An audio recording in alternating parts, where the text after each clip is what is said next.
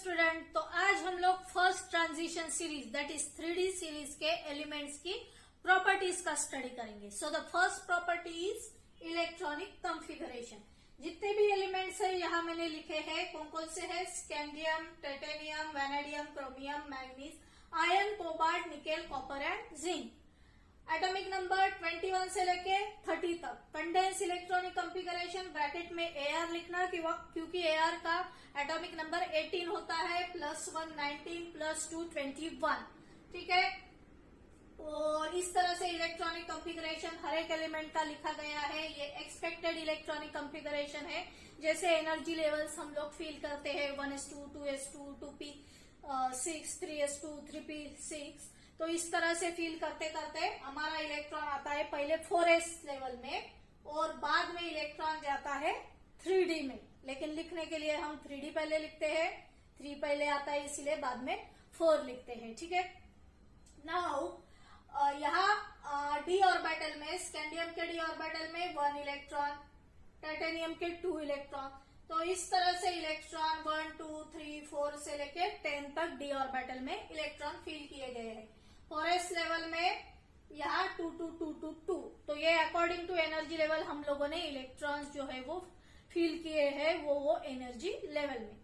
Now observe electronic configuration में क्या होता है कि क्रोमियम और कॉपर में थोड़ा डिफरेंस आता है। ठीक है, एक्चुअल वो पर्टिकुलर एलिमेंट में जो इलेक्ट्रॉनिक कॉन्फ़िगरेशन होता है वो थोड़ा सा चेंज होता है। तो वो चेंज क्या है देखेंगे। स्कैंडियम से पहले शुरुआत करेंगे। 3d1 4s2 सेम कॉन्फ़िगरेशन है। स्कैंडियम के लिए सेम है, टाइटेनियम के लिए सेम है, वैनेडियम के लिए सेम है, क्रोमियम के लिए डिफरेंस है। क्या डिफरेंस है?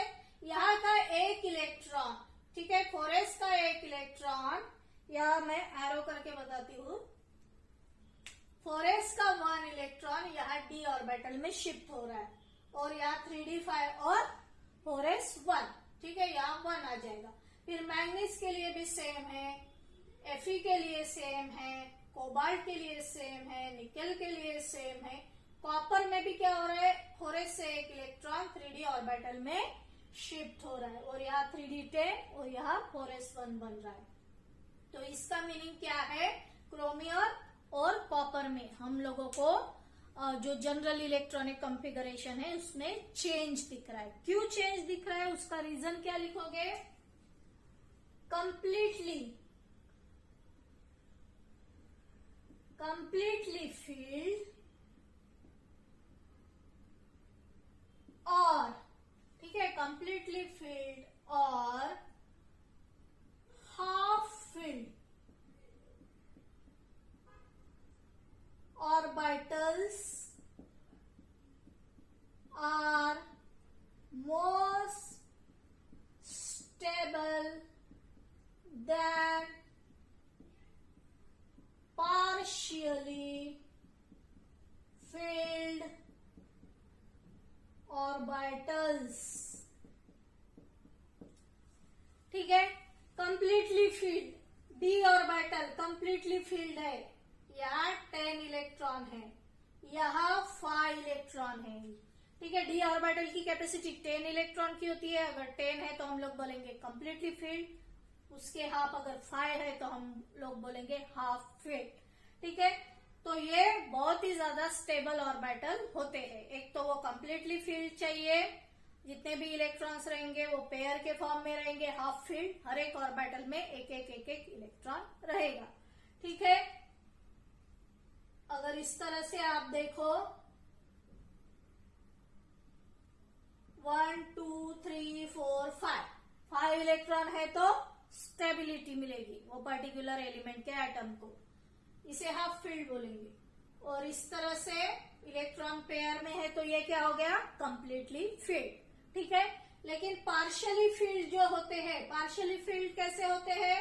जैसे स्कैंडियम का देखो 1 है, 2 है, 3 है, 4 इलेक्ट्रॉन है, तो उनको हम बोलेंगे पार्शियली फील्ड। ठीक है, यहाँ से अगर एक इलेक्ट्रॉन का ट्रांसफर होके इसे अगर स्टेबिलिटी मिल रही है तो वो क्या करवाएगा? 4s से एक इलेक्ट्रॉन d ऑर्बिटल में पास हो जाएगा ताकि वो पर्टिकुलर एटम को स्टेबिलिटी मिल सके, हर एक एटम स्टेबल होना चाहता है, ठीक है। तो इस तरह से ये इलेक्ट्रॉनिक कॉन्फ़िगरेशन का पार्ट है। और जो दूसरी प्रॉपर्टी है एटॉमिक साइज, वो अभी हम देखेंगे। पहले आप लोग ये अच्छी तरह से देख लो, just have a look on this, फिर हम लोग आगे बढ़ेंगे। सो फ्रेंड्स, अभी हम सेकेंड प्रॉपर्टी देखेंगे, एटॉमिक एंड आयोनिक रेडियस, ठीक है। पहले एटॉमिक रेडियस क्या होती है और आयोनिक रेडियस क्या होती है, ये कंसेप्ट क्लियर होना जरूरी है। आयोनिक रेडियस क्या होती है, ये अपना न्यूक्लियस है, ठीक है। ये एटम का स्ट्रक्चर है। न्यूक्लियस का सेंटर, न्यूक्लियस के सेंटर से जो आउटर मोस्ट शेल है, ठीक है, आउटर मोस्ट शेल में जो भी वैलेंस इलेक्ट्रॉन प्रेजेंट है, या इन जनरल बोलो आउटर मोस्ट शेल जो है वो, और ये सेंटर न्यूक्लियस का इतना जो डिस्टेंस होता है उसे बोलते हैं एटॉमिक रेडियस। और आयोनिक रेडियस किसे बोलेंगे, सपोज अभी ये जो है एटम का स्ट्रक्चर, इसमें 1 2 3 4 शेल है, ठीक है। सपोज एक सिंपल एग्जांपल लेते हैं, Zn converted to Zn2+। Zinc की आउटर मोस्ट शेल कौन सी है, जिंक का हम लोगों ने देखा है, ठीक है, आउटर मोस्ट शेल है 4 नंबर की। और अगर उसने 2 इलेक्ट्रॉन का लॉस कर दिया, ठीक है, मतलब ये आउटर मोस्ट शेल चली जाएगी, ये शेल चली जाएगी, क्योंकि यहां से ये 2 इलेक्ट्रॉन जो है वो निकल गए।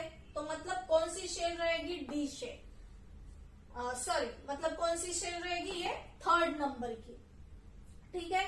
तो फिर हम क्या कहेंगे कि न्यूक्लियस के सेंटर से ये जो 3rd नंबर की शेल है, इतना जो डिस्टेंस है वो क्या होगा, आयोनिक रेडियस, ठीक है। अगर आयन फॉर्म हो रहा है तो ये आउटर मोस्ट शेल चली गई, तो यहां से इतना डिस्टेंस क्या कहलाएगा, आयोनिक रेडियस। तो आई होप आपको ये कंसेप्ट क्लियर हो गया होगा कि एटॉमिक रेडियस और आयोनिक रेडियस क्या होती है।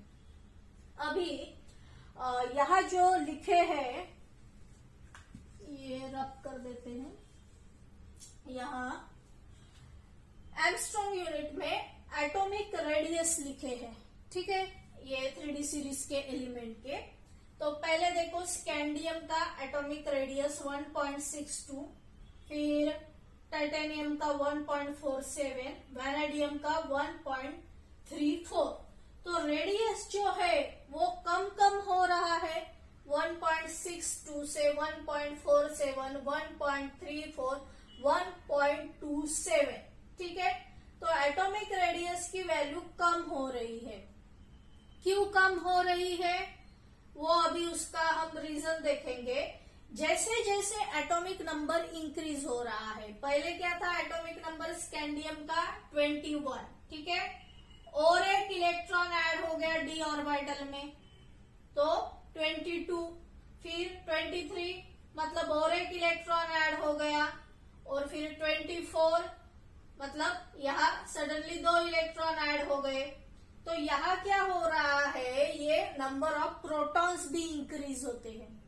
नंबर ऑफ प्रोटॉन्स इंक्रीज होना यानी क्या, यहाँ न्यूक्लियर चार्ज इंक्रीज हो रहा है, न्यूक्लियर चार्ज इंक्रीज हो रहा है। ये न्यूक्लियस का जो भी फोर्स ऑफ अट्रैक्शन है, ठीक है, वो किसके ऊपर एक्ट हो रहा है, यहाँ जो इलेक्ट्रॉन रहेगा, 4s में जो भी वैलेंस इलेक्ट्रॉन है, सपोज यहाँ ऐसे 4s में जनरली हम देखते हैं कि 2 इलेक्ट्रॉन्स होते हैं, तो ये न्यूक्लियस का फोर्स ऑफ अट्रैक्शन इनके ऊपर ज्यादा रहेगा, क्योंकि न्यूक्लियर चार्ज क्या हो रहा है, इंक्रीज हो रहा है, ठीक है, एक प्रोटॉन ऐड हो रहा है। तो इसकी वजह से ये न्यूक्लियस, ये जो वैलेंस इलेक्ट्रॉन है, वैलेंस इलेक्ट्रॉन मतलब जो आउटर मोस्ट शेल में जो इलेक्ट्रॉन होते हैं, जिनके ऊपर एटॉमिक साइज डिपेंड करता है, ठीक है, वो कितना एक्सपांड हो रहा है आउटर मोस्ट ऑर्बिट, या कितना पास आ रहा है, उसी हम एटॉमिक साइज बोलेंगे। तो ये न्यूक्लियस ये आउटर इलेक्ट्रॉन के ऊपर फोर्स ऑफ अट्रैक्शन एक्सर्ट कर रहा है, और एक एक यूनिट अगर चार्ज बढ़ता जाएगा तो क्या होगा, फोर्स ऑफ अट्रैक्शन ये दो इलेक्ट्रॉन के ऊपर, या वैलेंस इलेक्ट्रॉन बोलेंगे, जो इलेक्ट्रॉन केमिकल बॉन्ड फॉर्म होने में हेल्प करते हैं, मतलब जो आउटर मोस्ट शेल के इलेक्ट्रॉन है वही केमिकल बॉन्ड फॉर्मेशन में पार्टिसिपेट करेंगे, तो इनके ऊपर ये न्यूक्लियस का फोर्स ऑफ अट्रैक्शन ज्यादा हो रहा है।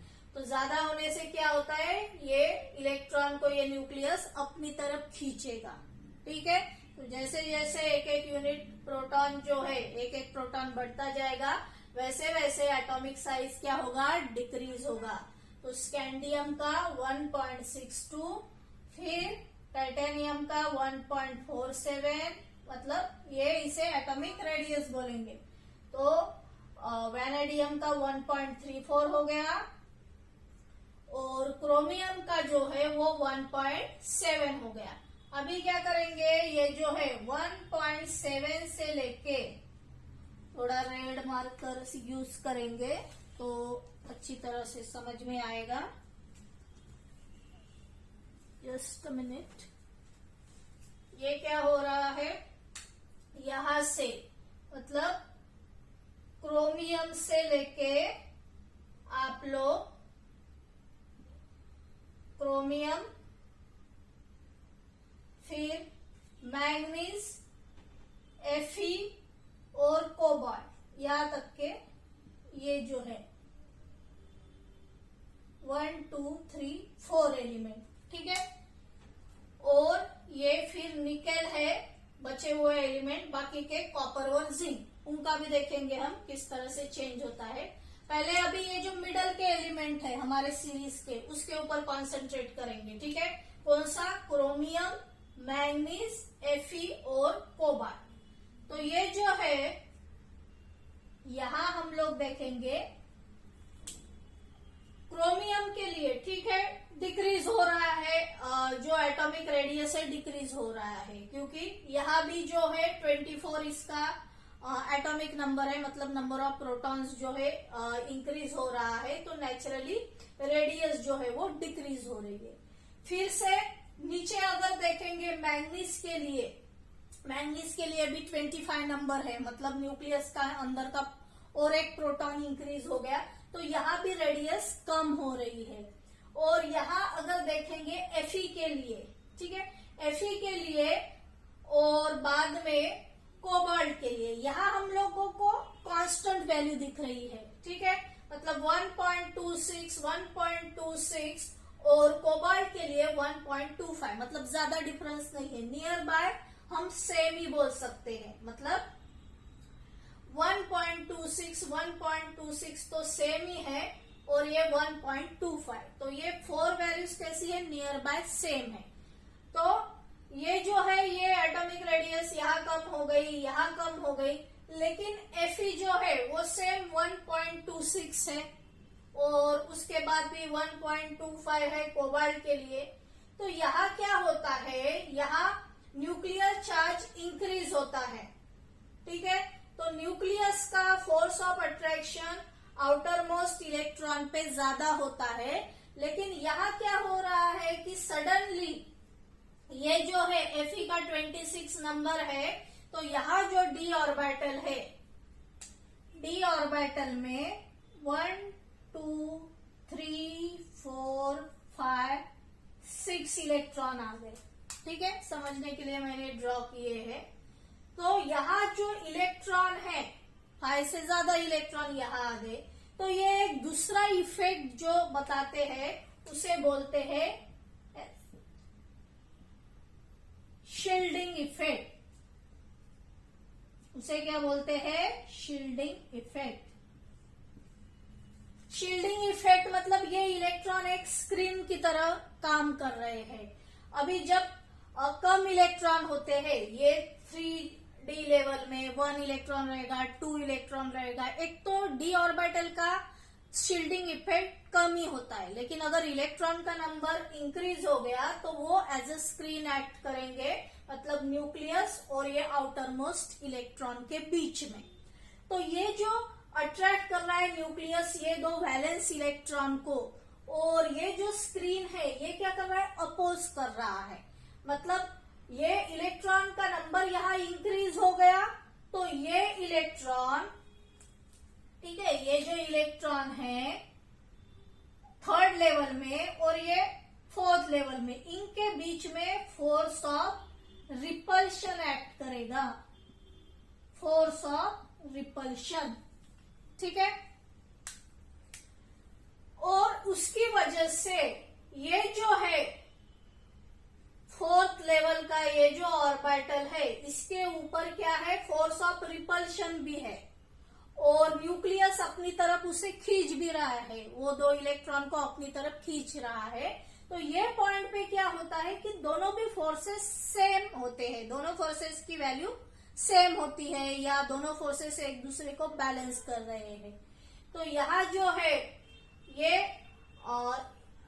न्यूक्लियस जितने फोर्स से ये दो इलेक्ट्रॉन को अपनी तरफ खींच रहा है उतने ही फोर्स ये शील्डिंग इफेक्ट लगा रहा है और वो दो इलेक्ट्रॉन को न्यूक्लियस के पास आने नहीं दे रहा, मतलब एज इट इज वो अपने ही पोजीशन पे है। तो यहां हम लोगों को डिफरेंस नहीं दिख रहा है, ठीक है। एटॉमिक रेडियस डिक्रीज नहीं हो रही क्योंकि ये थर्ड लेवल में भी इलेक्ट्रॉन अभी बढ़ गए हैं, इसीलिए। फिर जैसे कोबाल्ट की तरफ आते हैं तो नेचुरली और एक प्रोटॉन इंक्रीज हो रहा है, ठीक है। तो ये न्यूक्लियस क्या कर रहा है, और थोड़ा उसे अपनी तरफ खींचने की कोशिश कर रहा है, मतलब थोड़ा सा इलेक्ट्रॉन के बीच का रिपल्सिव फोर्स यहाँ कम पड़ रहा है। तो एक छोटा सा मतलब डिफरेंस आता है, ज्यादा डिफरेंस नहीं आता, नियर बाय हम इसे सेम ही बोल सकते हैं, ठीक है। तो इसीलिए यहाँ 1.25 आ गया। फिर क्या हो रहा है, निकेल 1.24, मतलब एटॉमिक रेडियस जो है और थोड़ा कम हो गई नेचुरली, और एक जो है इलेक्ट्रॉन और एक प्रोटॉन न्यूक्लियस में ऐड हो गया। तो ये न्यूक्लियस अपना और ज्यादा फोर्स लगा रहा है, ज्यादा फोर्स से जो है ये वैलेंस इलेक्ट्रॉन को अपनी तरफ अट्रैक्ट कर रहा है, इसीलिए यहाँ जो है निकेल की एटॉमिक रेडियस कम हो गई। तो कभी कभी ये जो न्यूक्लियस का फोर्स है वो डोमिनेट करता है और एटम के साइज को कम करता है, ठीक है। लेकिन जब भी कांस्टेंट वैल्यू आती है तब क्या होता है कि बैलेंस कर रहा है, जितना शील्डिंग इफेक्ट है अपना फोर्स लगा रहा है, वो फोर्स किसके बराबर है, न्यूक्लियस का जो फोर्स है, फोर्स ऑफ अट्रैक्शन उसके बराबर है। तो वो इलेक्ट्रॉन का साइज जो है वो कांस्टेंट रहेगा, चेंज नहीं हो रहा है। फिर हम लोग सडन इंक्रीज देख रहे हैं, यहाँ नीचे देखो सडन इंक्रीज है, यहाँ कॉपर और जिंक के लिए सडन इंक्रीज दिख रहा है, ठीक है। मतलब एटॉमिक साइज तो डिक्रीज होना चाहिए ना, क्योंकि प्रोटॉन तो इंक्रीज हो रहे हैं, लेकिन यहाँ जो है एटॉमिक रेडियस जो है वो इंक्रीज हो रही है। तो इसका रीजन क्या है कि यहाँ जो एटॉमिक रेडियस है ये सडन इंक्रीज क्यों होती है। तो ये सडन इंक्रीज होती है, इसका मीनिंग, इसका अंदाजा हम लगा सकते हैं कि जो रिपल्सिव फोर्स है, ठीक है, यहाँ क्या हो रहा है, एकदम सडनली 10 इलेक्ट्रॉन आ रहे हैं कॉपर और जिंक के डी ऑर्बिटल में, ठीक है। पहले यहाँ 6 इलेक्ट्रॉन थे, 7, 8, 9, 10 इलेक्ट्रॉन आ गए, बहुत ज्यादा भीड़ हो गई इलेक्ट्रॉन की। तो ये इतने सारे इलेक्ट्रॉन क्या कर रहे हैं, रिपेल कर रहे हैं, ये दो इलेक्ट्रॉन के ऊपर रिपल्सिव फोर्स एक्सर्ट कर रहे हैं। तो ये आउटर मोस्ट शेल जो है उसे इस तरफ धक्का दे रहे हैं, ठीक है, आउटवर्ड डायरेक्शन में। तो उसकी वजह से क्या हो रहा है कि जो साइज है वो इंक्रीज हो रहा है। यहाँ न्यूक्लियस का फोर्स ऑफ अट्रैक्शन जो है वो थोड़ा कम पड़ रहा है। क्यों कम पड़ रहा है, क्योंकि इतने सारे डी ऑर्बिटल में 10 इलेक्ट्रॉन आ गए हैं, तो उनका स्क्रीनिंग इफेक्ट ज्यादा ही रहेगा, ठीक है। तो यहाँ ये जो है शील्डिंग इफेक्ट जिसे बोलेंगे वो डोमिनेट कर रहा है, सडनली 10 इलेक्ट्रॉन डी ऑर्बिटल में आ गए इसीलिए। तो इस तरह से ये एटॉमिक और आयोनिक रेडियस के बारे में हम लोगों ने देखा। नेक्स्ट लेक्चर में और हम आगे की प्रॉपर्टी स्टडी करेंगे। I hope you understood all these points. So thanks for watching this video.